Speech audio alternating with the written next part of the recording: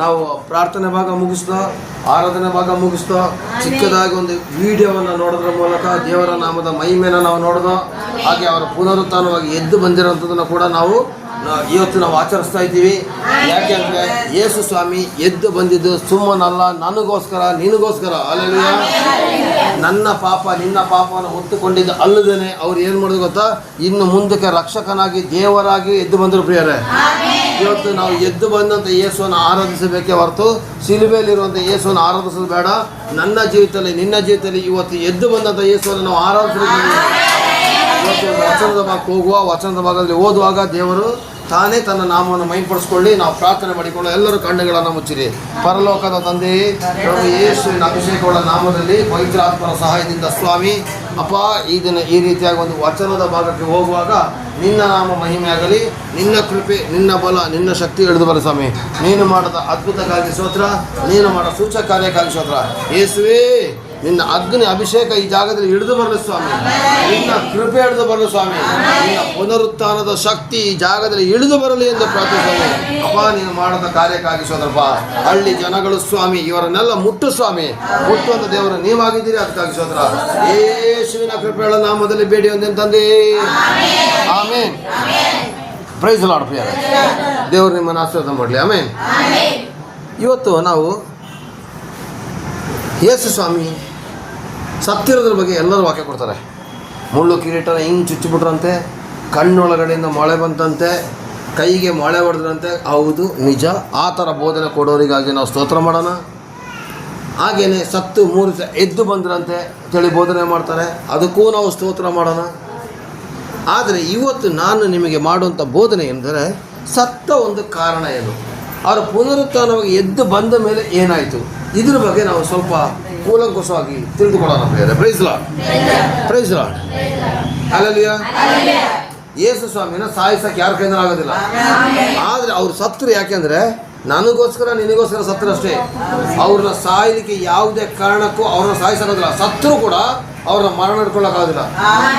ಇವತ್ತು ಗಮನಿಸಿ ಪ್ರಿಯರೇ, ಎಷ್ಟೋ ಜನ ಈ ಭೂಲೋಕದಲ್ಲಿ ಗುರುಗಳು ಬಂದೋದ್ರು, ಬುದ್ಧಿಗಳು ಬಂದೋದ್ರು, ಸ್ವಾಮೀಜಿಗಳು ತಿಳ್ಕೊಂಡು ಬಂದರು, ನಾನೇ ದೇವರು ತಿಳ್ಕೊಂಡು ಸುಮಾರು ಜನ ಬಂದೋದ್ರು.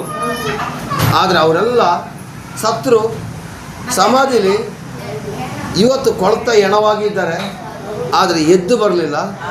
ಆದರೆ ನನ್ನ ಯೇಸು ಗುರುಗಳಾಗಿನೂ ಬಂದರು, ಸ್ವಾಮಿಯಾಗಿನೂ ಬಂದರು, ಕರ್ತನಾಗಿನೂ ಬಂದರು, ಸತ್ತರು, ಅಲ್ಲಿ ಎದ್ದು ಬಂದರು. ಅದಕ್ಕೆ ಸಾಕ್ಷಿ ಈಗಲೂ ಕೂಡ ಇಸ್ರೇಲ್ ದೇಶದಲ್ಲಿ ಸಾಕ್ಷಿ ಇದೆ. ಯಾರು ಮೊಳೆ ಹೊಡೆದ್ರು ಅವ್ರ ಕಣ್ಣಿಗೆ ಫಸ್ಟ್ ಕಂಡ್ರು ಎದ್ದು ಬಂದಮೇಲೆ, ಯಾರು ಮೊಳೆ ಹೊಡೆದ್ರು ಅವ್ರಿಗೆ ಕಂಡ್ರು, ಅವ್ರ ಶಿಷ್ಯಂದ್ರೆ ಕಂಡ್ರು. 40 ದಿವಸ ಆ ಒಂದು ಏರಿಯಾದಲ್ಲಿ ಸಂಚಾರ ಮಾಡಿ ನಾನು ದೇವರಾಗಿ ಎದ್ದು ಬಂದಿರೋದು ತೋರಿಸಿರ್ತಕ್ಕಂಥ ಏಕೈಕ ವ್ಯಕ್ತಿ ಇದ್ದಾರೆ ಯೇಸು ಮಾತ್ರ. ಎಲ್ಲ ಮಹಾನ್ ಪುರುಷರು ಬಂದರು, ಮಹಾನ್ ಸ್ವಾಮೀಜಿಗಳು ಬಂದರು, ನಾನೇ ದೇವರಿಂದ ಬಂದರು. ಆದರೆ ಯಾರು ಎದ್ದೇಳಲಿಲ್ಲ. ನನ್ನ ಯೇಸು, ನಿನ್ನ ಯೇಸು ಆ ಶಿಲುಬೆಯಲ್ಲಿ ಸತ್ತು 3 ದಿವಸ ಎದ್ದು ಬಂದಿದ್ದಾರೆ. ಅದಕ್ಕೋಸ್ಕರ ಶಿಲುಬೆಯಲ್ಲಿ ತೂಗಾಕೊಂಡ್ರೆ ಯೇಸುನ ಆರಾಧನೆ ಮಾಡಬೇಡಿ. ಇವತ್ತು ಶಿಲುಬೆಯಲ್ಲಿ ನೇತಾಕೊಂಡ್ರೆ ಯೇಸುನ ಫೋಟೋ ಇಟ್ಕೊಂಡ್ಬಿಟ್ಟು ಆರಾಧನೆ ಮಾಡ್ತಾರೆ. ದಯವಿಟ್ಟು ಮಾಡೋಕೋಬೇಡಿ. ನನ್ನ ಯೇಸು, ನಿನ್ನ ಯೇಸು ಶಿಲುಬೆಯಲ್ಲಿಲ್ಲ. ಸಮಾಧಿಗೆ ಹೋಗ್ಬಿಟ್ಟು ಇವತ್ತು ಏನು ಮಾಡ್ತಾರೆ ಗೊತ್ತಾ, ಯೇಸುವೇ ಯೇಸು ಅಂತೇಳಿ ಕೇರಳದವ್ರು ಏನು ಮಾಡ್ತಾರೆ ಗೊತ್ತಾ, ದುಃಖದ ಶುಕ್ರವಾರ ಅಂತ ಆರಾಧನೆ ಮಾಡ್ತಾರೆ. ದುಃಖದ ಶುಕ್ರವಾರ ಅಲ್ಲಿ ಗುಡ್ ಫ್ರೈಡೆ ಯಾಕೆ ಬರೀಬೇಕು? ಗುಡ್ ಫ್ರೈಡೆ ಅಂದರೆ what you mean by Good Friday? Good Friday ಅಂದರೆ ಗುಡ್ ಅಂದರೆ ಶುಭ, ಫ್ರೈಡೆ ಅಂದರೆ ಶುಕ್ರವಾರ. ಶುಭ ಶುಕ್ರವಾರ ಅಂತ ಯಾಕೆ ಕೊಟ್ಟರು ಗೊತ್ತಾ? ನನಗೆ ನಿನಗೆ ಸಮಾಧಿಗೆ ಹೋಗಿ ಆರಾಧನೆ ಮಾಡಬೇಕಾಗಿಲ್ಲ. ಸಮಾಧಿಯ ಒಳಗಡೆ ಏಸಪ್ಪ ಇಲ್ಲ ಕಣ್ರಿ. ಅವರು ಎದ್ದು ಬಂದು ಚಂದ್ರಶೇಖರನಾದ ನನ್ನ ಒಳಗಡೆ ಇದ್ದಾರೆ, ನೇಮುರಮಾದ ನಿಮ್ಮ ಒಳಗಡೆ ಇದ್ದಾರೆ, ಸಾಗರ ಒಳಗಡೆ ಇದ್ದಾರೆ, ಆಮೇಲೆ ಕುಳ್ಳೆಯನ ಒಳಗಡೆ ಇದ್ದಾರೆ, ನನ್ನ ಒಳಗಡೆ ನಿನ್ನ ಒಳಗಡೆ ಏಸು ಇದ್ದಾರೆ ಕಣ್ರಿ. ಸಮಾಧಿಲಿರೋ ಏಸು ಸಮಾಧಿಲಿ ಇಲ್ಲ ಕಣ್ರಿ. ಅವ್ರು ಎದ್ದು ಬಂದು ನನ್ನ ಒಳಗಡೆ ನಿನ್ನ ಒಳಗಡೆ ಇದ್ದಾರೆ ಕಣ್ರಿ. ಇವತ್ತು ಸಮಾಧಿಗೆ ಹೋಗ್ಬಿಟ್ಟು ಒಂದು ಸಮಾಧಿ ಮಾಡ್ಕೊಬಿಡೋದ, ಸಮಾಧಿದೊಂದು ಚಿತ್ರ ಮಾಡ್ಕೊಳ್ಳೋದ, ಸಮಾಧಿಲಿ ಏಸು ಇದ್ದಾರೆ ಅಂದ್ಬಿಟ್ಟು 40 ದಿವಸ ಉಪವಾಸ ಇದ್ದುಬಿಟ್ಟು ಅಳ್ತಾ ಅಳ್ತಾ ಅಳ್ತಾ ಗುಡ್ ಫ್ರೈಡೆ ಮಾಡೋದು, ಅಳ್ತಾ ಅಳ್ತಾ ಅಳ್ತಾ ಅಳ್ತಾ ಪುನರುತ್ಥಾನ ದಿವಸ ಮಾಡೋದು. ಇಲ್ಲ ಕಣ್ರಿ, ಅಳ್ತಾ ಮಾಡಬೇಡಿ, ನಗ್ತಾ ಮಾಡಿ. ಯಾಕತ್ತಾ, ನಮ್ಮಪ್ಪ ಪ್ರಾಣ ಕೊಟ್ಟು ನಮ್ಮನ್ನು ರಕ್ಷಿಸಿದ್ದಾರೆ ಕಣ್ರಿ. ನಮ್ಮನ್ನು ಪ್ರಾಣ ಕೊಟ್ಟು ರಕ್ಷಿಸಿದ್ದಾರೆ ಕಣ್ರಿ. ಆದರೆ ಒಂದು ವಿಷಯ ತಿಳ್ಕೊಳ್ಳಿ, ಅವ್ರನ್ನ ಮರಣ ಹಿಡಲಿಕ್ಕೆ ಆಗ್ತಾ ಇಲ್ಲ. ಅವ್ರು ಯೇಸು ಸ್ವಾಮಿ ಈ ಲೋಕದಲ್ಲಿ ಇದ್ದಾಗಲೇ ಹೇಳಿದರು. ಅದಕ್ಕೆ ಆಧಾರವಾದ ಒಂದು ವಾಕ್ಯ ತಗೊಳ್ಳಿ. ಆಧಾರವಾದಂಥ ವಾಕ್ಯ. ಯೇಸು ಸ್ವಾಮಿ ಈ ಲೋಕದಲ್ಲಿದ್ದಾಗ ಹೇಳಿದರು, ನಾನು ಹುಟ್ಟಿ ಬಂದಿದ್ದೆ ನಿಮ್ಮ ಪಾಪಕ್ಕೋಸ್ಕರ ಸಹಾಯಕ್ಕೆ. ನಾನು ಸತ್ತ ಮೇಲೆ ಎದ್ದು ಬರ್ತೀನಿ, ಮರಣ ನನ್ನ ಹಿಡ್ಕೊಳಕ್ಕೆ ಆಗೋದಿಲ್ಲ ಅಂತ ಅವ್ರು ಬದುಕಿದ್ದಾಗಲೇ ಹೇಳಿದ್ರು ಕಣ್ರಿ. ಒಂದು ವಿಷಯ ತಿಳ್ಕೊಳ್ಳಿ, ವಾಕ್ಯ ಓದೋದಕ್ಕಿಂತ ಮೊದಲು. ಸಾಮಾನ್ಯವಾಗಿ ಮಗು ಹುಟ್ಟಿದ ಮೇಲೆ ತಾನೇ ಜಾತಕ ಬರೆಯೋದು. ಹೇಳಿ ಮಾತಾಡಬೇಕು. ಮಗು ಹುಟ್ಟಿದ ಮೇಲೆ ಯಾವ ನಕ್ಷತ್ರ, ಯಾವ ಗಳಿಗೆ, ಯಾವ ತಿಂಗಳು, ಯಾವ ಸಮಯ ಅಂತ ನೋಡ್ಕೊಂತ ಜಾತಕ ಬರೆಯೋದು. ಆದರೆ ನನ್ನ ಯೇಸು ಬದುಕು ಹುಟ್ಟೋದಕ್ಕಿಂತ ಮೊದಲನೇ ಜಾತಕ ಬರೆದಿದ್ರು. 750 ವರ್ಷದ ಹಿಂದೆ, ಕ್ರಿಸ್ತನು ಹುಟ್ಟೋದಕ್ಕಿಂತ 750 ವರ್ಷದ ಹಿಂದೆ ಪ್ರವಾದಿಗಳು ಹೇಳಿದ್ರು, ಯೇಸು ಹೇಳ್ತಕ್ಕಂಥ ವ್ಯಕ್ತಿ ಹುಟ್ಟಿ ಬರ್ತಾನೆ ಅಂತೇಳಿ. 600 ವರ್ಷದ ಹಿಂದೆ ಏಷಾಯ ಅಂತ ಹೇಳ್ತಕ್ಕಂಥ ಒಬ್ಬ ವ್ಯಕ್ತಿ ಹೇಳಿದ್ದ, ಕನ್ಯಾ ಮರಿಯಾಳ ಹೊಟ್ಟೆ ಒಳಗಡೆ ಯೇಸು ಸ್ವಾಮಿ ಹುಟ್ಟಿ ಬಂದು ಅವನಿಗೆ ಇಮಾನುವೇಲ್ ಅಂತ ಹೆಸರಿಡ್ತಾರಂತ. ಏಷಾಯ 7:10 ಕೂಡ ಹೇಳಿದ್ದಾರೆ. ಯಾವ ಥರ ಅಂದರೆ ಸ್ಪಷ್ಟವಾಗಿ ಹೇಳಿದ್ದಾರೆ, ಒಬ್ಬ ಮಗು ಹುಟ್ಟು ಬರ್ತಾ ಅಂತೇಳಿ. 9:6 ಬರ್ತದೆ, ಒಬ್ಬ ವರದ ಮಗ ಹುಟ್ಟಿದಾನೆ, ಆಡಳಿತ ಪೂರ್ತಿ ಅವನ ಕೈಲಿರ್ತದೆ ಅಂತೇಳಿ.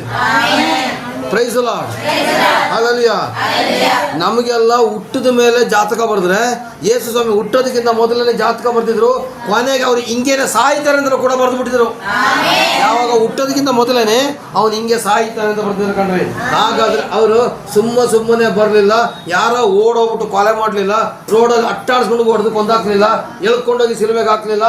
ಅವರು ಬದುಕಿರೋಗ್ಲೇ ಹೇಳಿದ್ರು, ನಾನು ನಿನ್ನ ಪಾಪಕ್ಕೋಸ್ಕರ ಸಿಲುಬೆಗೆ ಹೋಗ್ತಾ ಇದ್ದೀನಿ ಅಂತೇಳಿ. ಗೊತ್ತಾಗ್ತಾ ಇದೆಯಾ? ನಾನು ನಿನ್ನ ಪಾಪಕ್ಕೋಸ್ಕರ ಸಿಲುಬೆಗೆ ಹೋಗ್ತಾ ಇದ್ದೀನಿ, ನಿನ್ನನ್ನು ರಕ್ಷಿಸ್ತೀನಿ, ನಿನಗೆ ದೇವರಾಗಿ ಬರ್ತೀನಿ ಅಂತ ಹೇಳಿದ್ರು. ಅದಕ್ಕೆ ಆಧಾರವಾಗಿ ಯೋಹಾನ 10ನೇ ಅಧ್ಯಾಯ 17ನೇ ವಾಕ್ಯವನ್ನು ಓದಿ. ನಾನು ತಿರುಗಿ ಪಡಕೊಳ್ಳುತ್ತೇನೆಂದು ನನ್ನ ಪ್ರಾಣವನ್ನು ಕೊಡುತ್ತೇನೆ, ಆದರೆ ನಿಮಿತ್ತವಾಗಿ ತಂದೆಯು ನನ್ನನ್ನು ಪ್ರೀತಿಸುತ್ತಾನೆ. ನನ್ನ ಪ್ರಾಣವನ್ನು ಯಾರು ನನ್ನಿಂದ ತೆಗೆಯರು, ನನ್ನಷ್ಟಕ್ಕೆ ನಾನೇ ಅದನ್ನು ಕೊಡುತ್ತೇನೆ. ಆಗ ಶಿಲುಬೆಯಲ್ಲಿ ಪ್ರಾಣ ಕೊಟ್ಟಿದ್ದು ಯೇಸು ಸ್ವಾಮಿ ಅವ್ರು ಇಷ್ಟ ಬಂದು ಕೊಟ್ಟಿರೋದು. ಕೇಳಿಸ್ತಾ ಇದೆ? ರಾಜಮಂಡಿ ಅಡಿಗೆ ಮನೇಲಿ ಇರೋರು ಕೇಳಿಸ್ಕೋಬೇಕು. ರಾಜಮ್ಮವರೇ ಕೇಳಿಸ್ಕೋಬೇಕು, ಈ ಕಡೆ ಕಿವಿ ಕೇಳಿಸ್ಕೋಬೇಕು, ಸ್ವಲ್ಪ ಈ ಕಡೆ ಗಮನ ಇರಬೇಕು ಅಂತ. ಅಡಿಗೆ ಮನೇಲಿ ಅಡಿಗೆ ಮಾಡ್ಕೊಂಡಿದ್ದು ಬಿಡಬೇಡಿ, ಆಯ್ತಾ? ಮಾರ್ತಾ ಆಗಬಾರ್ದು, ಮರಿ ಆಗ್ಬೇಕು ನಾವು. ಕೇಳಿಸ್ಕೊಳ್ಳಿ, ಇಲ್ಲಿ ಏನು ಬರ್ತದೆ? ನನ್ನ ಪ್ರಾಣವನ್ನು ಯಾರು ನನ್ನಿಂದ, ನನ್ನಷ್ಟಕ್ಕೆ ನಾನೇ ಅದನ್ನು ಕೊಡುವುದಕ್ಕೆ ನನಗೆ ಅಧಿಕಾರ ಉಂಟು, ಅದನ್ನು ತಿರುಗಿ ಪಡೆದುಕೊಳ್ಳುವುದಕ್ಕೆ ನನಗೆ ಅಧಿಕಾರ ಉಂಟು. ಈ ಅಪ್ಪಣೆಯನ್ನು ನನ್ನ ತಂದೆಯಿಂದ ಹೊಂದಿದ್ದೇನೆ. ಈ ಅಪ್ಪಣೆಯನ್ನ ನನ್ನ ತಂದೆಯಿಂದ ಹೊಂದಿದ್ದೇನೆ. ಯಾರಿಂದ ಹೊಂದಿದೆ? ಯೇಸು ಸ್ವಾಮಿಗೆ ಪ್ರಾಣ ಕೊಡ್ಲಿಕ್ಕೂ ಗೊತ್ತು, ಪ್ರಾಣನ ವಾಪಸ್ ತಗೊಳ್ಳಿಕ್ಕೆ ಗೊತ್ತು ಪ್ರಿಯರೇ. ಹಲ್ಲೆಲೂಯಾ. ನಮಗೆ ಪ್ರಾಣ ಹೋದ ಮೇಲೆ ಒಂದು ಬಿಡಪ್ಪ ಅಂತ ಬರೋದಿಲ್ಲ. ಹಲೋ. ಆದರೆ ಯೇಸು ಸ್ವಾಮಿಗೆ ಪ್ರಾಣನ ಕೊಡ್ಲಿಕ್ಕೂ ಗೊತ್ತು, ಪ್ರಾಣ ತಗೊಳ್ಳೋ ಗೊತ್ತು. ಇಲ್ಲಿ ಸ್ವಾಮಿ ಹೇಳ್ತಾರೆ ನೋಡಿ, ನಾನು ತಿರುಗಿ ಪ್ರಾಣವನ್ನು ಪಡೆದುಕೊಳ್ಳುತ್ತೇನೆ, ನಾನು ಅದನ್ನು ಕೊಡ್ತೀನಿ. ನನ್ನ ಪ್ರಾಣವನ್ನು ಯಾರು ತೆಗೆದುಕೊಳ್ಳೋದು? ರೋಮ ಸಾಮ್ರಾಜ್ಯದವರಲ್ಲ, ಕ್ರೈಸ್ತ ವಿರೋಧಿಗಳಲ್ಲ, ಯಾರಿಗೂ ಕೂಡ ಯೇಸು ಪ್ರಾಣ ತೆಗಿಲಿಕ್ಕಾಗೋದಿಲ್ಲ. ಆದರೆ ಅವ್ರು ಪ್ರಾಣ ಕೊಟ್ಟಿದ್ದು ಯಾಕೆ ಗೊತ್ತಾ? ಅವ್ರು ಇಷ್ಟಕ್ಕೆ ಬಂದು ನೋಡಿ, ನನ್ನಷ್ಟಕ್ಕೆ ನಾನೇ ಅದನ್ನು ಕೊಡುತ್ತೇನೆ. ಯಾಕೆ ಅವರು ಕೊಟ್ಟರು ಗೊತ್ತಾ? ನನಗೋಸ್ಕರ. ಕೇಳಿಸ್ತಾ ಇಲ್ಲ? ಒಂದು ಸಲ ಸಭೆ ಜೋರಾಗಿ ಹೇಳ್ಬೇಕು. ಯಾರಿಗೋಸ್ಕರ?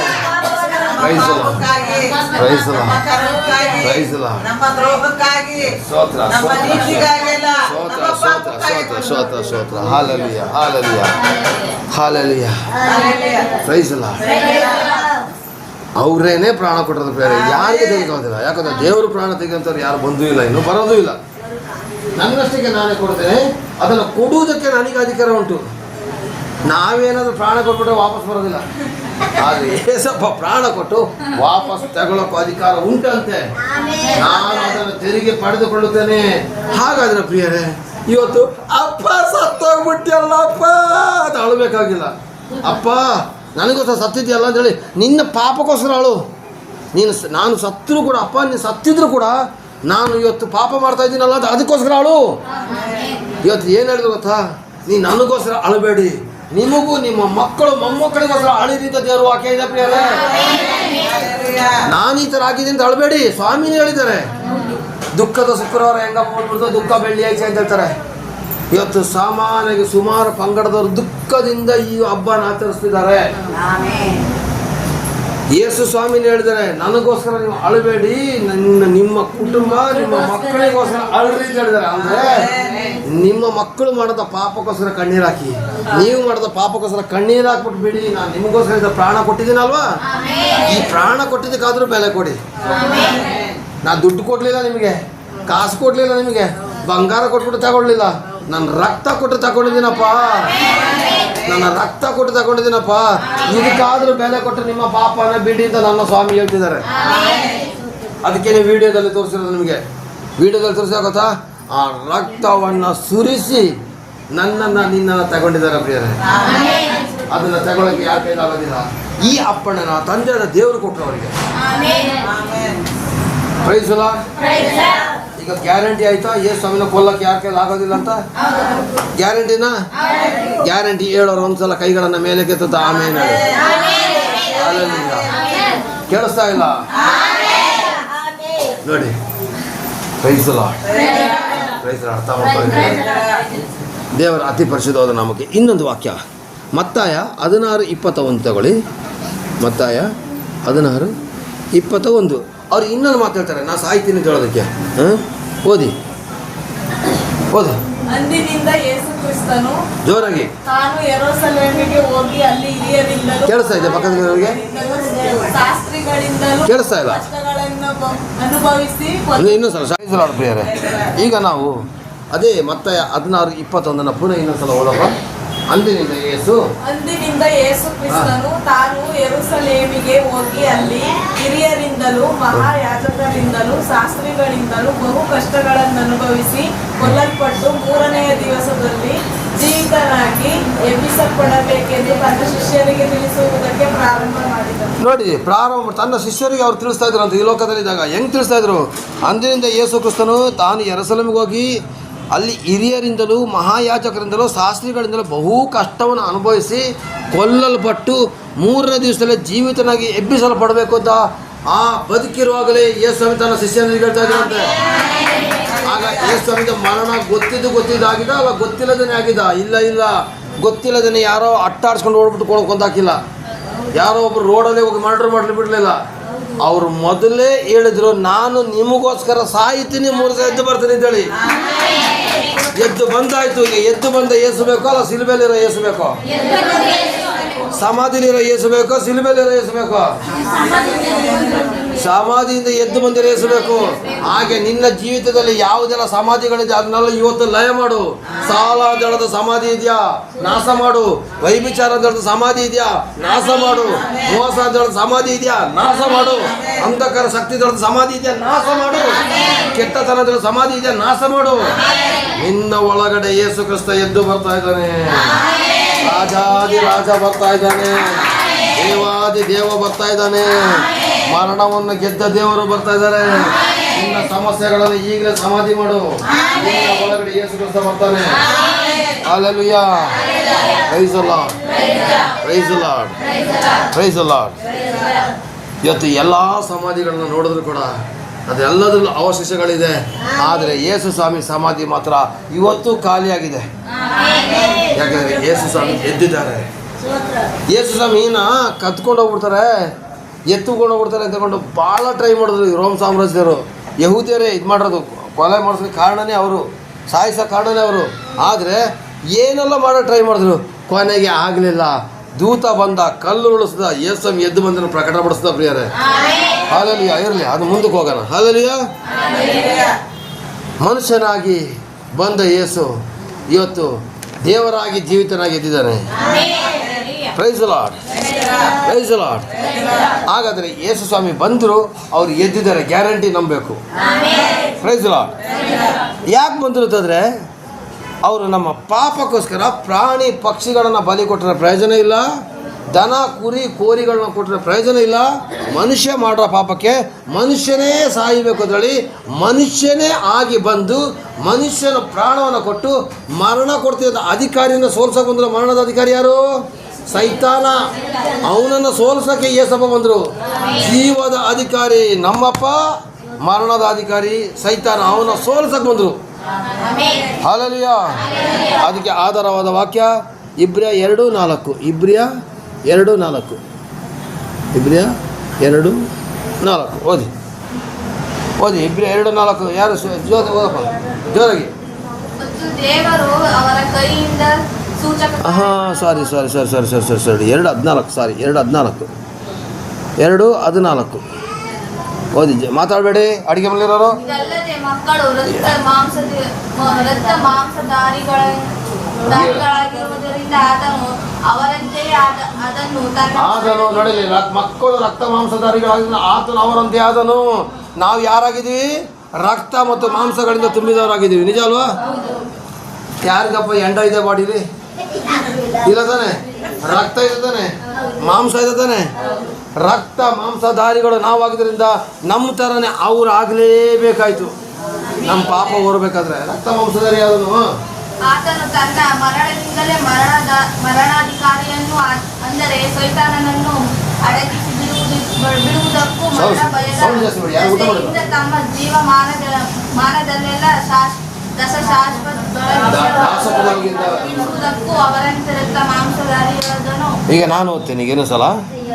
ಇದಲ್ಲದೆ ಮಕ್ಕಳು ರಕ್ತ ಮಾಂಸಧಾರಿಗಿರೋದ್ರಿಂದ, ನಾನು ನೀನು ರಕ್ತ ಮಾಂಸಧಾರಿ ಆಗಿರೋದ್ರಿಂದ ಆತನು ಕೂಡ ಅವ್ರ ಥರನೇ ಆದ. ಯಾರ ಥರ ಆದ? ನಮ್ಮ ಥರ ಅವರು ಆದರು. ಆಯಿತಾ?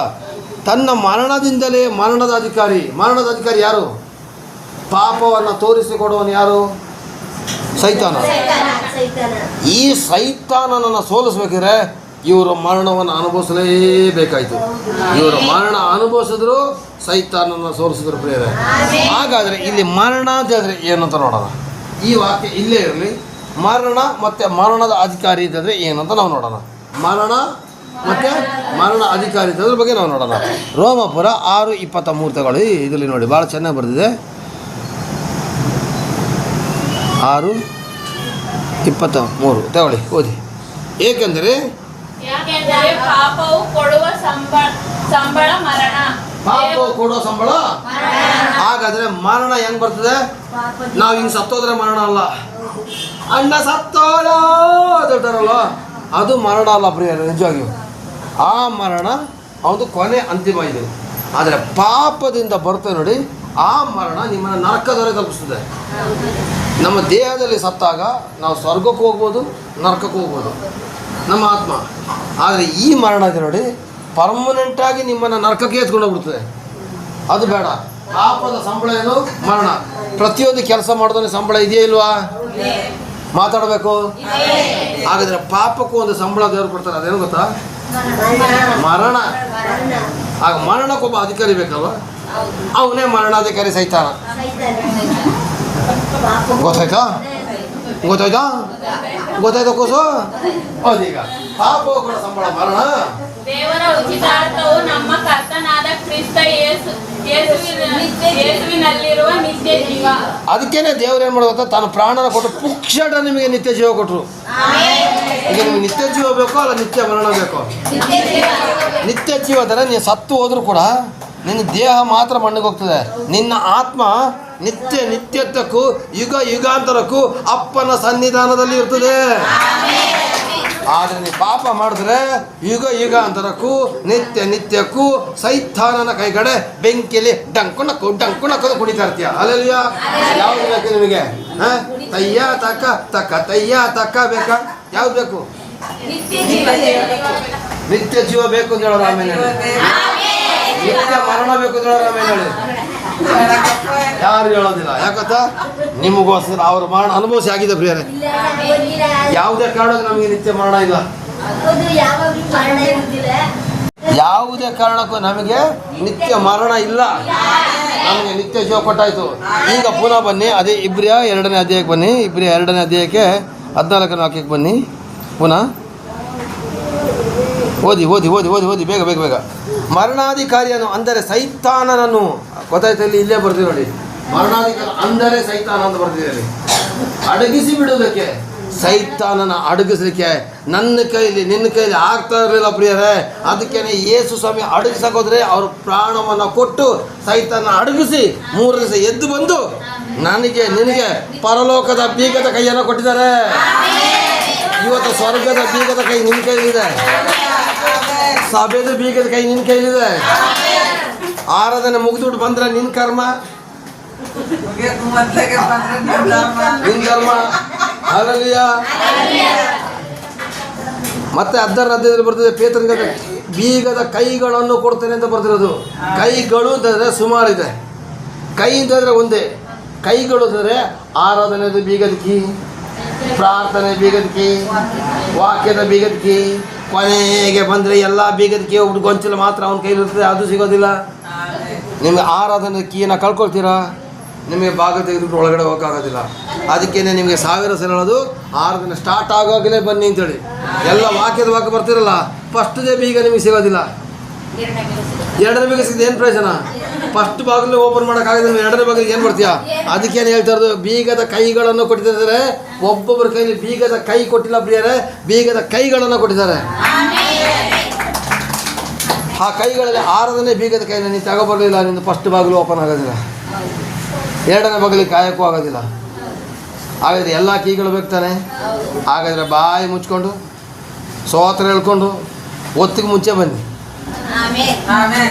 2 ಜನ ಬಂದಿರೋದು, ಬಾಕಿ ಇರೋದು ನಿಧಾನಕ್ಕೆ ಬರ್ತೀರ, ಅದೇನಾಗ್ಬಿಡುತ್ತೆ ನೋಡೋಣ ಅಂತೇಳಿ ಪರವಾಗಿಲ್ಲ. ನೋಡಿ, ಮರಣ ಭಯದಿಂದ ಜೀವಮಾನದಲ್ಲಿ ದಾಸತ್ವದೊಳಗಿರೋರು. ಯಾವ ದಾಸತ್ವ? ಪಾಪ ಅಂತ ಹೇಳಿದ್ರೆ ದಾಸತ್ವದಲ್ಲಿ ನಾವಿದ್ದ. ವೈಭಿಚಾರ ಮಾಡಿದ್ರೆ ಪಾಪ ಅಲ್ಲ, ಡ್ರಿಂಕ್ಸ್ ಮಾಡಿದ್ರೆ ಪಾಪ ಅಲ್ಲ, ಅಲ್ಲಲ್ಲ. ಆ ಕಾಲದಲ್ಲಿ ಇತ್ತು ಹಂಗೆ. ಈಗಲೂ ಹೇಳ್ತಾರೆ ಜನ, ಅಯ್ಯೋ ಅಪರೂಪಕ್ಕೋಸ್ಕರ ಎಣ್ಣೆ ಕುಡಿದ್ರೆ ಏನಾಗೋದಿಲ್ಲ ಅಂತಂದ್ರೆ ಅಂಥವ್ರು ಇದ್ದಾರೆ. ಇನ್ನೂ ಸುಮಾರು ಜನ ಇದ್ದಾರೆ ಮಗಳೇ. ಈ ಸ್ವರ್ಗ ಇಲ್ಲೇ ಅಂತ, ಇಲ್ಲೇ ನಾವು ಅನುಭವಿಸ್ಬೇಕಂತೆ. ಏನು ಮಾಡ್ತೀಯ? ಸ್ವರ್ಗ ಇಲ್ಲೇ ಅಂತೆ, ಇಲ್ಲೇ ಸಿಕ್ಕಿದ್ರೆ ಅನುಭವಿಸ್ಬೇಕು ಅಂತಾರೆ. ಅನುಭವಿಸ್ತಾರೆ, ಕೊನೆಗೂ ಇನ್ನೂ ಅನುಭವಿಸ್ತಾರೆ. ನಾವೇನು ಮಾಡ್ಕೊಳಕ್ಕಾಗಲ್ಲ. ಅಲ್ಲಲ್ಲಿಯ ಅವರಂತೆ ರಕ್ತ ಮಾಂಸಧಾರಿ ಅದನ್ನ ಆಗಂದ್ರೆ ಯೇಸು ಸ್ವಾಮಿ ರಕ್ತ ಮಾಂಸಧಾರಿ ಆಗಿರೋದು ಬೇರೆಯವ್ರು ಹೇಳಿ ಅಲ್ಲ, ನನಗೋಸ್ಕರ ನಿನಗೋಸ್ಕರ ರಕ್ತ ಮಾಂಸಧಾರಿಯಾಗಿ ಅವರು ಸಿಲುಬೆ ಮರಣ ಅನುಭವಿಸಿದ್ರು. ಅವ್ರನ್ನ ಯಾರ ಕೈಲೂ ಕೊಲ್ಲಕ್ಕಾಗ್ತಾ ಇರಲಿಲ್ಲ, ಯಾರ ಕೈಲೂ. ಅವ್ರೇನು ಮಾಡಿದ್ರು? ಅವರ ಇಷ್ಟಕ್ಕೆ ಅವರು ಪ್ರಾಣನ ಏನು ಮಾಡಿದ್ರು? ಕೊಟ್ಟರು. ಅವ್ರ ಇಷ್ಟಕ್ಕೆ ಅವ್ರು ಏನು ಮಾಡಿದ್ರು? ತಗೊಂಡ್ರು. ಅಲ್ಲಲ್ಲಿಯ ಅವ್ರ ಇಷ್ಟಕ್ಕೆ ಅವ್ರ ಪ್ರಾಣನ ಯಾರು ಕಿತ್ಕೊಳ್ಳೋಕ್ಕಾಗಲಿಲ್ಲ. ಅವ್ರು ಕೊಡೋಕೆ ಮನಸ್ಸು ಮಾಡಿದೆ ಕೊಟ್ಟರು ಅಷ್ಟೇ.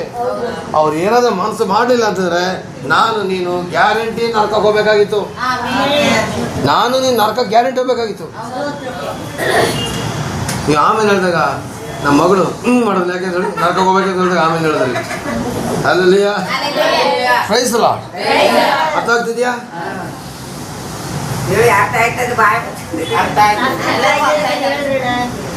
ಪ್ರೈಸಲ್ಲ, ಅರ್ಥ ಆಗ್ತಿದ್ದಾನೆ. ಇನ್ನು ಇದಕ್ಕೆ ನನಗೆ ವಿವರಿಸ ನನಗೆ ಗೊತ್ತಿಲ್ಲಪ್ಪ, ನಿಜ ಅಲ್ವಾ? ಹಾಗಾದ್ರೆ ಇಲ್ಲಿ ನೋಡಿ ಎಷ್ಟು ಚೆನ್ನಾಗಿ ಬರ್ತಿದ್ದಾರೆ. ಅವರು ನನಗೋಸ್ಕರ, ನಾನು ರಕ್ತ ಮಾಂಸದ ಸೇರೋ ಶರೀರ ಆಗಿದ್ದಕ್ಕೋಸ್ಕರ ರಕ್ತ ಮಾಂಸಧಾರಿಯಾಗಿ ಅವ್ರು ಬಂದರು. ಯಾವನೋ ಮಾಡ್ರ ತಪ್ಪಿಗೆ ಯಾವುದೋ ಆಡನ್ನ ಬಲಿ ಕೊಟ್ಟರೆ ಪ್ರಯೋಜನ ಇಲ್ಲ, ಯಾವನೋ ಮಾಡ್ರ ಪಾಪಕ್ಕೆ ಯಾವುದೋ ಕೋಳಿನ ಬಲಿ ಕೊಟ್ಟರೆ ಪ್ರಯೋಜನ ಇಲ್ಲ. ಮನುಷ್ಯ ಮಾಡ್ರ ಪಾಪಕ್ಕೆ ಮನುಷ್ಯನೇ ಬಲಿ ಆಗಬೇಕಾಗಿತ್ತು. ಅದಕ್ಕೆ ದೇವರು ಏನು ಮಾಡೋದು ಗೊತ್ತಾ? ಮನುಷ್ಯನಾಗಿ ಬಂದರು. ಬಂದ ಮೇಲೆ ರೋಮ್ ಸಾಮ್ರಾಜ್ಯರು ತಿಳ್ಕೊಬಿಟ್ರು, ಸೈತಾನ ತಿಳ್ಕೊಬಿಟ್ಟ, ನಾನು ಯೇಸುನ ಕೊಂದೇ ಬಿಟ್ಟ ತಿಳ್ಕೊಬಿಟ್ಟ. ಆದ್ರೆ ಎದ್ದು ಬಂದಾಗ ಗೊತ್ತಾಯ್ತು ಅವನ ತುಳಿಯಾಕೆ ಬಂದ್ರು ಅಂತೇಳಿ. ಇವತ್ತು ಸೈತಾನ ಯಾರು ಕಾಲ್ ಕಾಡಿದ್ರೆ ಗೊತ್ತಾ? ನಿನ್ನ ಕಾಲ್ ಕಾಡಿದ್ದಾರೆ. ಯಾರು ಕಾಲ್ ಕಾಡಿದ್ದಾರೆ? ತುಳಿರಿ ಎಲ್ಲರೂ ಹಿಂಗೆ. ವಾಕ್ಯ ಬೇಕಾ? 1 ನಿಮಿಷ ನಾನು ಹುಡುಕ್ತೀನಿ. ವಾಕ್ಯ ಸಿಕ್ತು.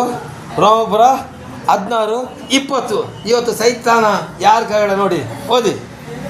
ಶಾಂತಿದಾಯಕನಾದ ದೇವರು ಶೀಘ್ರವಾಗಿ ಸೈತಾನನನ್ನು ನಿಮ್ಮ ಕಾಲುಗಳ ಕೆಳಗೆ ಹಾಕಿ ತುಳಿಸಿ ಬಿಡುವನು. ನಿಮ್ಮ ಕಾಲುಗಳ ಹಾಕಿ ಮೇಲ್ಗಡೆ ಓದ್ಬೇಕು. ಶಾಂತಿದಾಯಕನಾದ ದೇವರು ಹೇಳ್ಬೇಕು. ಶಾಂತಿದಾಯಕನಾದ ದೇವರು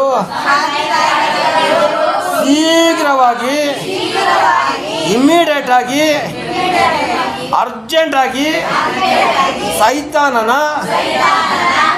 ನಿಮ್ಮ ಕಾಲ್ ಕೆಳಗಡೆ, ಪಕ್ಕದಲ್ಲಿ ಬೆಳೆ ತೋರಿಸ್ಬಿಟ್ಟು ಹೇಳಿ, ನಿಮ್ಮ ಕಾಲ್ ಕೆಳಗಡೆ ಸೈತಾನನ ಹಾಕಿ ತುಳಿಸಿಬಿಡ್ತಾರೆ. ಆಮೇಲೆ ಪಕ್ಕದಲ್ಲಿ ತುಳಿಬೇಡಿ, ನೀವು ಮಾತ್ರ ತಿಳ್ಕೊಳ್ಳಿ. ಅಲ್ಲಲ್ಲಿಯ ನೋಡಿ ಎಷ್ಟು ಚೆನ್ನಾಗಿ ಬರೆದಿದ್ದಾರೆ. ಶಾಂತಿದಾಯಕನ ದೇವರು ಅಂದರೆ ನಾವು ಸೈತಾನ ತುಳಿಬೇಕಾದ್ರೆ ನಮ್ಮ ಶಾಂತಿನ ಕಳ್ಕೊಬಾರ್ದು. ಕೆಲವೊಂದು ಜನ ಹುಚ್ಚು ಬಂದಂಗೆ ಆಡ್ತಾರೆ, ಬಿಟ್ಟು ತೊಲಗೋ ತೊಲಗೋ ಅಂತ ಹೇಳ್ತಾರೆ. ಅದೆಲ್ಲ ನಾಟಕ ಕಂಡ್ರಿ. ಯೇಸುವಿನ ಅಭಿಷೇಕ ಅವಳ ನಾಮದಲ್ಲಿ ಬಿಟ್ಟು ತೊಲಗು ಅಂತೇಳಿ ಬಿಟ್ಟು ಹೋಗ್ತದೆ. ಇದು ಹಂಗಲ್ಲ. ಕೆಲವೊಂದು ಪಾಸ್ಟರ್ ನೋಡಿದ್ರ ಯೇಸು ನಾಮದಲ್ಲಿ ಬಿಟ್ಟು ತೊಲಗು, ಉಪ್ಪು ಉಪ್ಪು ಉಪ್ಪು ಉಪ್ಪು ಉಪ್ಪು ಬದನೆಕಾಯಿ, ಅದು ನಾಟಕ, ಅದು ಜನಗಳು ಮೆಚ್ಚಾಕಾಡೋದು. ಹಂಗೇನು ಹೇಳ್ಬೇಕಾಗಿಲ್ಲ. ಯೇಸುವಿನ ಅಭಿಷೇಕ ನಾಮದಲ್ಲಿ ಬಿಟ್ಟು ತೊಲಗೋದ್ರೆ ಬಿಟ್ಟು ಹೋಗ್ತದೆ. ಸೈತಾನ ನನ್ನ ಕಾಲು ಕಾಡದಲ್ಲಿ ಸಾಕು. ಇದಂಗಲ್ಲ. ಶಿಬಲ ಬರಬಲ್ಲ ಹರಿಗರಿ ಬಾ ಕಾಲ ಕೂಲ್ ಮಾಡಿ ಬಾ ಯೇಸುವೆ ಯೇಸುವೆ ಯೇಸುವೆ ಹುಚ್ಚು ಬಂದಂಗೆ ಆಡೋದು ಅಂತ. ಯೇಸುವೆ ಈ ಮಗಳು ಕಾಲು ಕಾಡ ಸೈತಾನ ಬೀಳಿಸೋದು ಮಾಡಪ್ಪ. ಯೇಸುವೆ ನನಗೆ ಸೈತಾನ ತುಳಿ ಶಕ್ತಿ ಕೊಡಪ್ಪ. ಕೊಟ್ಟಾಗಿದೆ ಕಣ್ರಿ. ಪುನಃ ಪುನಃ ಕೊಡ್ತೀರ ಕೇಳೋದು. ಅಲ್ಲಯ್ಯ ಆಲ್ರೆಡಿ ಸೈತಾನ ನಿಮ್ಮ ಕಾಲು ಕಾಡ ಕೊಟ್ಟಿದ್ದಾರೆ. ಇನ್ನೂ ಸೈತಾನ ನಿಮ್ಮ ತಲೆ ಮೇಲೆ ಇಟ್ಕೊಂಡಿದ್ದೀರಾ. ನಾನು ಏನೂ ಮಾಡೋಕ್ಕಾಗಲಿಲ್ಲ, ಎಂಥದ್ದು ಮಾಡೋಕ್ಕಾಗಲಿಲ್ಲ. ಅಷ್ಟೇ ಕೆಳಗಡೆ ಬಿಸಾಕಾಯ್ತು ತೊಳಗಾಯ್ತು. ಶಾಂತಿದಾಯಕನ ದೇವರು ಶೀಘ್ರವಾಗಿ ಸೈತಾನನನ್ನು ನಿಮ್ಮ ಕಾಲು ಕೆಳಗಡೆ ಹಾಕಿ ಏನು ಮಾಡ್ತಾರಂತೆ? ತುಳಿಸಿಬಿಡ್ತಾರೆ. ತುಳಿತಾರಂತೆ, ಪುನಃ ತುಳಿತಾರಲ್ಲ, ತುಳಿಸಿಬಿಡ್ತಾರೆ. Hallelujah hallelujah. ಹಾಗಾದರೆ ಇವತ್ತಿಂದ ನಿನ್ನ ಮನೆಯ ವಿರುದ್ಧವಾಗಿ ಬರೋಂಥ ಕುಡುಕತನದ ಸೈತಾನ, ಸಾಲದ ಸೈತಾನ, ಜಗಳದ ಸೈತಾನ, ಇನ್ಯಾವ ಸೈತಾನ ಇದೆ ನೀವೇ ಲಿಸ್ಟ್ ಮಾಡ್ಕೊಳ್ಳಿ. ಆ ಸೈತಾನೆಲ್ಲ ಯೇಸು ನಾಮದಲ್ಲಿ ಅಂತ ತುಳಿತೀರಾ? ಗ್ಯಾರಂಟಿ ತುಳಿತೀರಾ? ತುಳಿಯೋರು ಒಂದ್ಸಲ ತುಳಿ ತೋರಿಸಿ ನೋಡಿ. ಹಂಗಂತ ತೋರಿಸಿ. ಎಲ್ಲ ಎದ್ದೇಳಿ, ಎಲ್ಲ ಎದ್ದೇಳಿ ನೋಡೋಣ ಒಂದ್ಸಲ. ಅದು ಹೆಂಗೆ ತುಳಿತೀರಾ ನಾನು ನೋಡಬೇಕು. ಅಲ್ಲಲ್ಲಿಯ ಅಲ್ಲಲ್ಲಿಯ ಯಾವ ಥರ ನೀವು ತುಳಿತೀರ ಅಂತ ನಾವೀಗ ನೋಡ್ಲಿಕ್ಕಿದ್ದೀವಿ. ಸೈತಾನ ತುಳಿಬೇಕೀಗ. ಅಲ್ಲಲ್ಲಿಯ ಅಲ್ಲಲ್ಲಿಯ ಈಗ ತುಳಿಯೋರು ತುಳಿಬೇಕು ಬೇಗ ಬೇಗ. ಯಾರಲ್ಲ ಈಗ ಸೈತಾನ ತುಳಿತೀರ ನಾವು ನೋಡ್ಬೇಕೀಗ. ಅಲ್ಲೋ ಕುಣಿತ ತುಳಿಬೇಕು. ರಕ್ತವೇ ಯೇಸು ರಕ್ತವೇ, ಯಜ್ಞದ ರಕ್ತವೇ ನನ್ನ ಯೇಸುವಿನ ರಕ್ತವೇ, ಯಜ್ಞದ ರಕ್ತವೇ ಎಲ್ಲ ಕುಣಿಬೇಕು. ರಕ್ತವೇ ಯೇಸು ಕ್ರಿಸ್ತನ ರಕ್ತವೇ, ಜಯವನ್ನು ನೀಡುವ ರಕ್ತವೇ ನಮ್ಮ ಯೇಸು ಕ್ರಿಸ್ತನ ರಕ್ತವೇ, ಜಯವನ್ನು ನೀಡುವ ರಕ್ತವೇ. ಸತ ರಕ್ತ ಯೇಸು ರಕ್ತ, ರಕ್ತ ಯೇಸು ರಕ್ತ, ಸತ್ತ ರಕ್ತ ಯೇಸು ರಕ್ತ, ಸಿದ್ಧ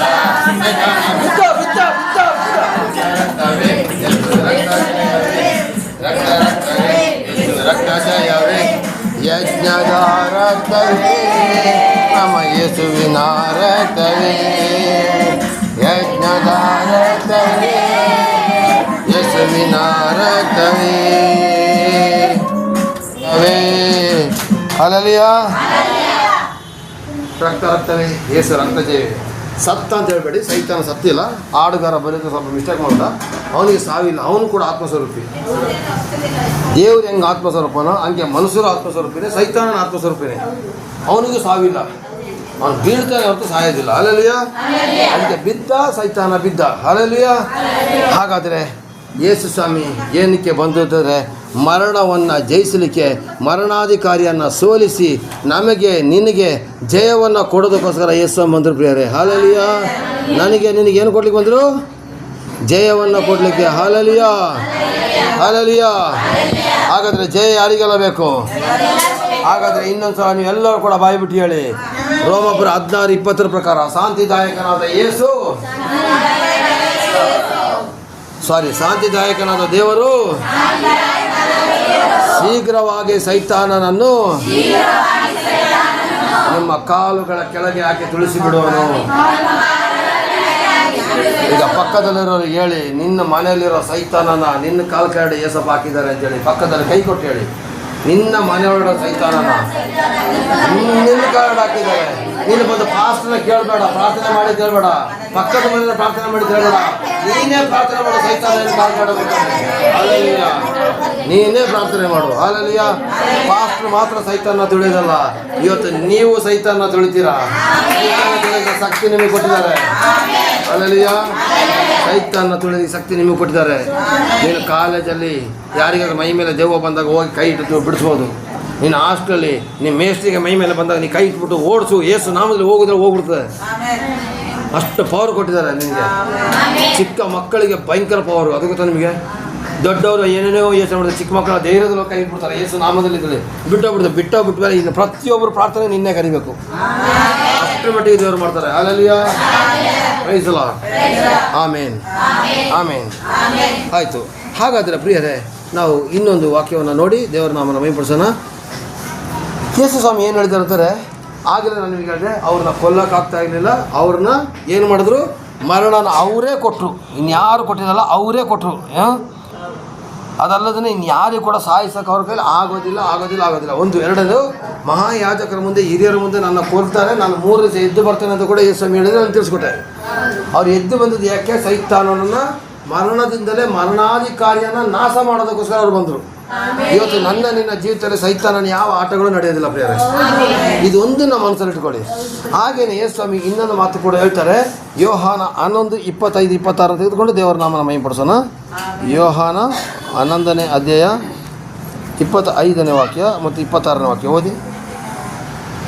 ಯೇಸು ಸ್ವಾಮಿ ಹೇಳ್ತಾರೆ, ನಾನೇ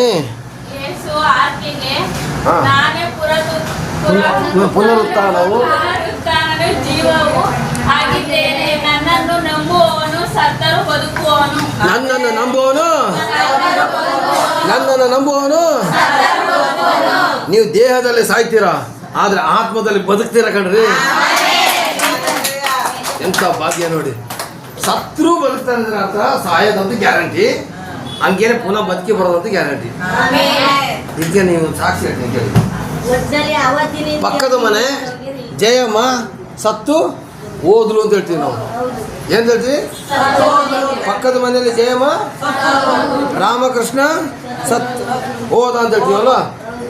ಸೀನಪ್ಪ ಸತ್ತು ಹೋದ ಅಂತ ಹೇಳ್ತೀವಿ. ಈ ಹೋದ ಅಂತ ಯಾಕೆ ಹೇಳೋದು? ಅಲ್ಲೇ ಹೆಣ ಬಿದ್ದಿರ್ತದಲ್ಲ, ಆತ್ಮಕ್ಕೆ ಹೇಳೋದು. Very good.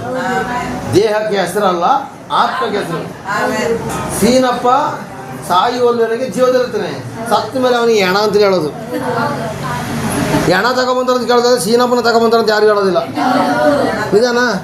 ಸೀನಪ್ಪನ ರಾಮಪ್ಪನ ಎತ್ಕೊಂಬಂತಾರ ಅಂತ ಕೇಳ್ತಾರ? ಹಂಗೆ ಕೇಳೋದಿಲ್ಲ. ಹೆಣ ಎತ್ಕೊಂಬಂದ್ರ ಅಂತಲೇ ಕೇಳೋದು. ನಿಜಾನ ಸುಳ್ಳ?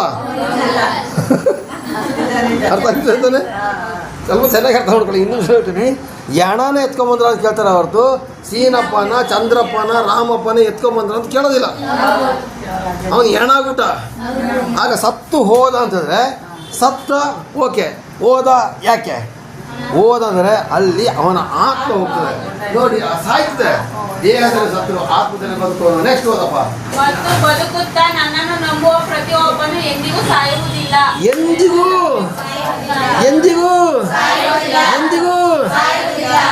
ಹಾಗಾದರೆ ಯುಗ ಯುಗಾಂತರಕ್ಕೆ ನೀ ಇರ್ತೀಯಪ್ಪ. ಸಾವೇ ಇಲ್ಲ. ಸಾವು ಬೇಕಾದರೆ ನರಕಕ್ಕೆ ಹೋಗಲೇಬೇಕು. ವಾಕ್ಯ ತೋರಿಸ್ಕೊಡ್ತೀನಿ. ಪ್ರಕಟಣೆ 22ನೇ ಅಧ್ಯಾಯ. ಪ್ರಕಟಣೆ 22.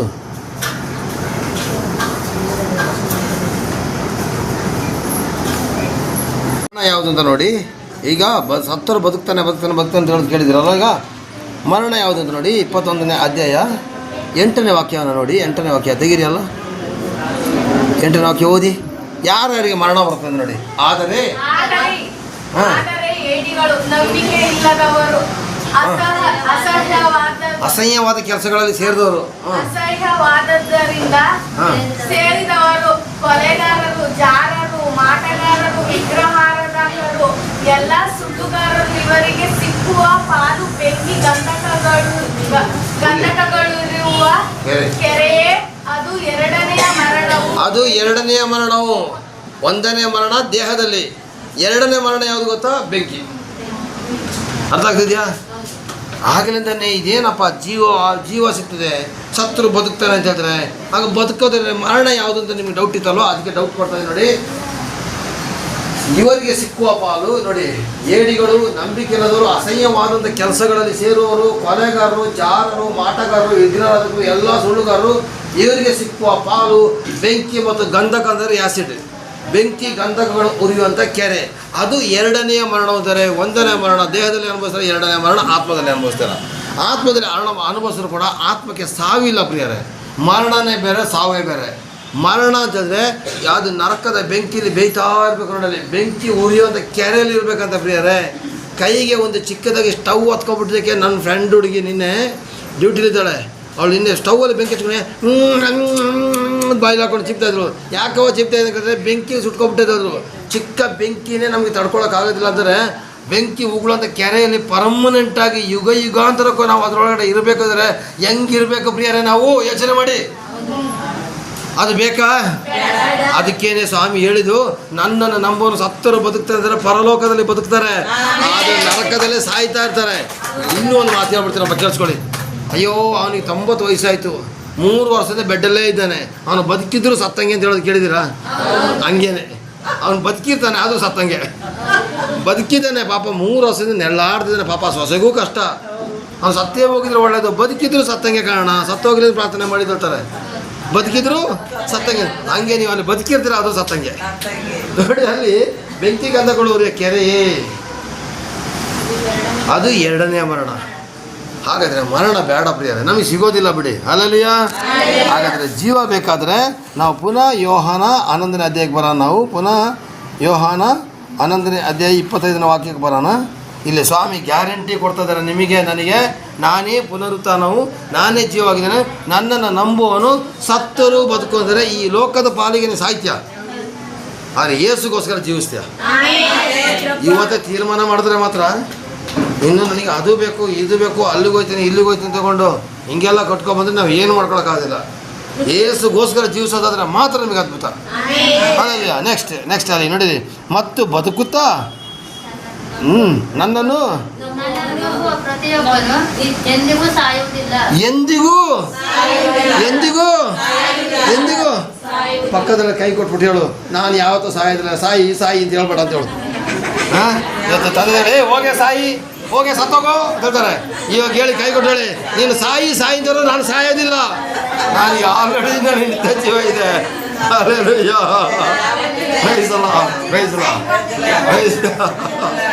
ಹಾಂ ಹೇಳಿ ಈಗ ಇನ್ನೊಂದು ಸಲ ಕೈ ಕೊಟ್ಟು ಹೇಳಿ, ನಾನು ಸಾಯೋದಿಲ್ಲ, ನೀನು ಸಾಯೋದಿಲ್ಲ, ನಾವೆಲ್ಲ ಯೇಸು ಹತ್ರ ಹೋಗ್ತೀವಿ ಅಂತ ಕೈ ಕೊಟ್ಟು ಹೇಳಿ.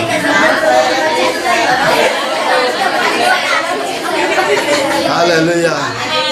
ಇದೇ ಪುನರುತ್ಥಾನದ ಶಕ್ತಿ, ಇದೇ ಪುನರುತ್ಥಾನ ಶಕ್ತಿ. ಸತ್ರು ಕೂಡ ಯೇಸು ಸ್ವಾಮಿ ಹೆಂಗೆ ಬದುಕಿದ್ರು ಹಾಗೆ ನಾನು ನೀನು ಕೂಡ ಸತ್ರು ಬದುಕ್ತೀವಿ ಪ್ರಿಯರೇ. Hallelujah, hallelujah. ಹಾಗೆ ಇನ್ನು ಅಡಿಗೆ ಆಗೋದಿಲ್ಲ ಕಾರಣಕ್ಕೋಸ್ಕರ ಇನ್ನೊಂದು ಚಿಕ್ಕ ವಾಕ್ಯನ ಕೊಡ್ತೀನಿ. ನಾವು ಯಾವತ್ತೂ ಕೂಡ ಸಾಯೋದಿಲ್ಲ, ನಮಗೆ ನಿತ್ಯ ಜೀವ ಇದೆ ಅಂತ ಹೇಳೋಂಥ ವಾಕ್ಯನ ಕೇಳಿದ್ರಿ. ಕೊನೆ ಒಂದು ವಾಕ್ಯ ತಗೊಳ್ಳಿ, ಯೋಹಾನ 3:16. ಯೇಸು ಸ್ವಾಮಿ ಯಾಕೆ ಸತ್ರು ಅಂತ ಹೇಳೋದ್ರ ಬಗ್ಗೆ ಯೋಹಾನ 3:16 ತೆಗೆದುಕೊಂಡು ದೇವರ ನಾಮನ ಮಹಿಮೆಪಡಿಸೋಣ. ಆಮೇಲೆ ಹಲ್ಲೆಲೂಯ. 3:16 ಓದಿ. ದೇವರು ಲೋಕದ ಮೇಲೆ ಎಷ್ಟೋ ಪ್ರೀತಿಯನ್ನಿಟ್ಟು ತನ್ನ ಒಬ್ಬನೇ ಮಗನನ್ನು ಕೊಟ್ಟನು. ಆತನನ್ನು ನಂಬುವ ಒಬ್ಬನಾದರೂ ನಾಶವಾಗದೆ ಎಲ್ಲರೂ ನಿತ್ಯ ಜೀವವನ್ನು ಪಡೆಯಬೇಕೆಂದು ಆತನನ್ನು ಕೊಟ್ಟನು. ನೋಡಿ, ದೇವರು ಲೋಕದ ಮೇಲೆ ಎಷ್ಟೋ ಪ್ರೀತಿ ಉಂಟು. ಹಾಗಾದರೆ ಯೇಸು ಮಕ್ಕಳಿಗೆ ಮಾತ್ರ ನಿತ್ಯ ಜೀವನ ಇಲ್ಲ, ಲೋಕದವರಿಗೂ ನಿತ್ಯ ಜೀವ ಇದೆ. ಆದರೆ ನೋಡಿ, ದೇವರು ಲೋಕದ ಮೇಲೆ ಎಷ್ಟೋ ಪ್ರೀತಿ ಉಂಟು, ತನ್ನ ಒಬ್ಬನೇ ಮಗನನ್ನು ಕೊಟ್ಟರು. ಆ ಮಗ ಯಾರು? ಯೇಸು ಸ್ವಾಮಿ.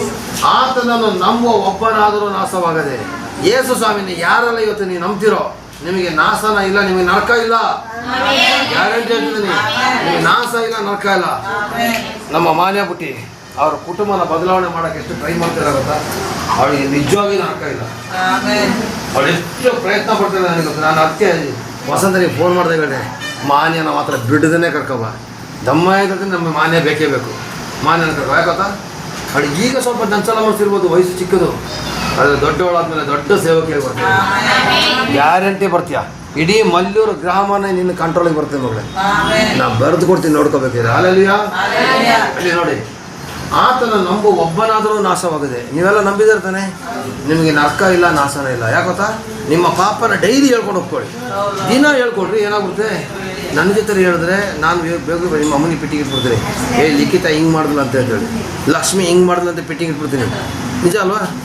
ಆದರೆ ದೇವ್ರ ಜೊತೆ ಹೇಳ್ಕೊಂಡ್ರೆ ದೇವ್ರು ಪಿಟ್ಟಿಂಗ್ ಇರ್ತಾರ? ಇಲ್ಲ ತಾನೆ? ಗ್ಯಾರಂಟಿ ಇರ್ತಾನೆ ನಮ್ಮ ದೇವ್ರು ಪಿಟ್ಟಿಂಗ್ ಇರೋ ದೇವ್ರು?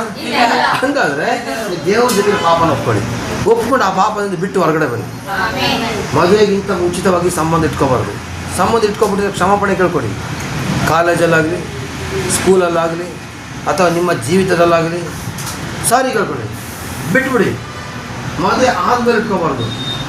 ಹಾಗೆ ತಪ್ಪುಗಳು ಯೇಸು ಕ್ರಿಸ್ತನ ಬರೋದಕ್ಕಿಂತ ಮೊದಲು ಏನೇ ತಪ್ಪು ಮಾಡಿದರು ಇವತ್ತು ಒಪ್ಪಿಸ್ಬಿಡಿ. ಯೇಸು ಕ್ರಿಸ್ತನ ಪಾಲಿಗೆ ಇವತ್ತು ನೀವೆಲ್ಲ ಎದ್ದು ಬರಬೇಕಾದ್ರೆ ಲೋಕದ ಪಾಪದ ಪಾಲಿಗೆ ಇವತ್ತು ಸತ್ತೋಗಿ, ಇವತ್ತೇ ಸತ್ತೋಗಿ. ಇವತ್ತು ಒಪ್ಕೊಬಿಡಿ ನೀವು. ಅಪ್ಪ ಸ್ವಾಮಿ, ನಾನು ಮಾಡಿದ ಪಾಪ. ಕೆಲವೊಂದು ಜನಕ್ಕೆ ಹೊರಗಡೆ ಬರೋಕ್ಕೆ ಆಗ್ತಾ ಇಲ್ಲ, ಅವರು ಕೂಡ ದೇವ್ರನ್ನ ಕೇಳ್ಕೊಳ್ಳಿ. ಅಪ್ಪ ನನಗೆ ಒಂದು ನಿಮಿಷ ಕೇಳಿಸ್ಕೊಳ್ಳಿಲ್ಲ, ಒಂದು ನಿಮಿಷ ಎಲ್ಲ ಕೇಳಿಸ್ಕೊಳ್ಳಿ. ಕೆಲವೊಂದು ಜನಕ್ಕೆ ಕೆಲವೊಂದು ಪಾಪದಿಂದ ಹೊರಗಡೆ ಬರೋಕ್ಕಾಗ್ತಾ ಇಲ್ಲ, ಅವರು ದೇವ್ರನ್ನ ಕೇಳ್ಕೊಬೇಕೇನಂತ, ದೇವರೇ ನನಗೆ ಆ ಹೊರಗಡೆ ಬರಲಿಕ್ಕೆ ನಿನ್ನ ಪುನರುತ್ಥಾನದ ಶಕ್ತಿ ಕೊಡು, ಸತ್ತು ಎದ್ದು ಬಂದಂಥ ಶಕ್ತಿನ ನನಗೆ ಕೊಡು.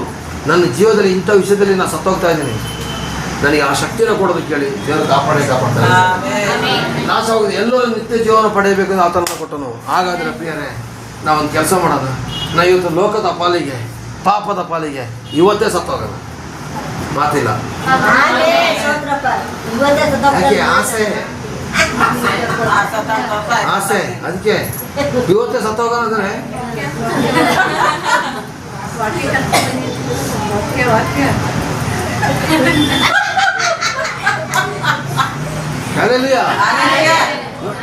ನಾವು ಪಾಪದ ಪಾಲಿಗೆ ಸಾಯೋಣ.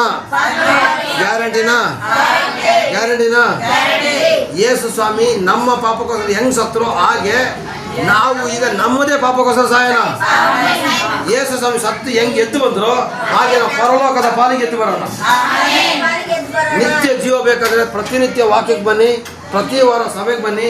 ನಿಮ್ಗೆ ಆಟೋಮೆಟಿಕ್ ಆಗಿ ವಾಕ್ಯ ಸಿಕ್ಕಿದಾಗ ನಿಮ್ಗೆ ಆಟೋಮೆಟಿಕ್ ಆಗಿ ಬದಲಾವಣೆಗಳಾಗ. ಯೇಸು ಸ್ವಾಮಿ ಭಕ್ತರು ತುಂಬ ಜನ ಇದ್ದಾರೆ, ಅವರೆಲ್ಲರೂ ಸ್ವರ್ಗಕ್ಕೆ ಹೋಗ್ತಾರೆ ತಿಳ್ಕೊಬೇಡಿ. ಇನ್ನು ಕ್ಷಮಾಪಣೆ ಇಲ್ಲ, ಪ್ರೀತಿ ಇಲ್ಲ, ಕರುಣೆ ಇಲ್ಲ, ಹೊಟ್ಟೆ ಕಿಚ್ಚಿ ಇಲ್ಲ. ಬಂದ್ಬಿಟ್ಟು ಯೇಸುವೇ ಸೋತ್ರ ಅಂತ ಹೇಳಿದ್ರೆ ಅವರು ಸೋತ್ರ ಅಲ್ಲ, ಅವರು ಹೋಗದೆ ಡಮಾರ್ ಅಷ್ಟೇ. ನಾನು ನಿಜ ಹೇಳ್ತೀನಿ, ಸತ್ಯದಲ್ಲೂ ಧರ್ಮದಲ್ಲೂ ನ್ಯಾಯದಲ್ಲೂ ನಿಷ್ಠೆಯಲ್ಲೂ ಕ್ಷಮಾಪಣೆಯಲ್ಲಿ ನಡೀರಿ, ದೇವರು ನಿಮ್ಮನ್ನ ಕಾಪಾಡ್ತಾರೆ. ಹಾಗಾದ್ರೆ ನಮ್ಮ ಪಾಪದ ಪಾಲಿಗೆ ಸಹಾಯದಲ್ಲಿ ಎಲ್ಲರೂ ಬಾಯಿ ಬಿಟ್ಟು ಹೇಳ್ತೀರಾ? ನಾವೆಲ್ಲ ನಮ್ಮ ಪಾಪನ ಒಪ್ಕೊಳ್ಳೋಣ. ನನ್ನ ಪಾಪನ ಕೂಡ ನಾನು ಒಪ್ಕೊಳ್ತೀನಿ. ಆಗ ನೀವೆಲ್ಲ ಬಾಯಿ ಬಿಡುವ ತಾನೆ? ಪರಲೋಕದ ತಂದೆ, ಪ್ರಭು ಯೇಸುವಿನ ನಾಮದಲ್ಲಿ ಪವಿತ್ರ ಆತ್ಮರ ಸಹಾಯದಿಂದ ನಾನು ಇಲ್ಲಿಯವರೆಗೂ ಗೊತ್ತಿದ್ದು ಗೊತ್ತಿಲ್ಲದೆಯೋ ಎಷ್ಟೋ ಪಾಪಗಳನ್ನ ಮಾಡಿ ನಿನ್ನ ಮನಸ್ಸನ್ನು ನೋಯಿಸಿದನಪ್ಪ. ಅಪ್ಪ, ಇವತ್ತು ನಾನು ಪಾಪದ ಪಾಲಿಗೆ ಸಾಯುತ್ತೇನಪ್ಪ, ಪರಿಶುದ್ಧತೆ ಜೀವಿತ ನಡೆಸ್ತೀನಪ್ಪ, ನಿನ್ನ ವಾಕ್ಯ ಪ್ರಕಾರ ನಡೀತೀನಪ್ಪ, ನಿನ್ನ ಸ್ವರ್ಗ ಸಾಮ್ರಾಜ್ಯಕ್ಕೆ ನಾನು ರೆಡಿ ಆಗ್ತೀನಪ್ಪ. ಅಪ್ಪ ಯೇಸುವೇ, ಇಲ್ಲಿಯವರೆಗೆ ಮಾಡಿದ ಎಲ್ಲ ಪಾಪಗಳನ್ನು ಕ್ಷಮಿಸು, ನಿನ್ನ ರಾಜ್ಯದ ಮಹಿಮೆಗಾಗಿ ನನ್ನ ಉಪಯೋಗಿಸು. ಆಮೇನ್, ಆಮೇನ್, ಆಮೇನ್. ನಾವು ಈಗ ಕರ್ತನ ಮೇಜಿನ ಭಾಗಕ್ಕೆ ಹೋಗುವ. ನಂತರ ಊಟಕ್ಕೋಸ್ಕರ ಪ್ರೇಮಂಟಿ ಪ್ರಾರ್ಥನೆ ಮಾಡ್ತಾರೆ. ಹಾಗೆ ಎಣ್ಣೆಭಿಷೇಕ ಮಾಡಿಸ್ಕೊಂಡು ದೇವರ ನಾಮನ ಮಹಿಮೆಪಡಿಸುವ. ಆಮೇನ್. Praise the Lord. ದೇವರು ನಿಮ್ಮನ್ನು ಆಶೀರ್ವದಿಸಲಿ, ಕೃಪೆಯಿಂದ ನಡೆಸಲಿ. ಆಮೇನ್, ಆಮೇನ್, ಆಮೇನ್.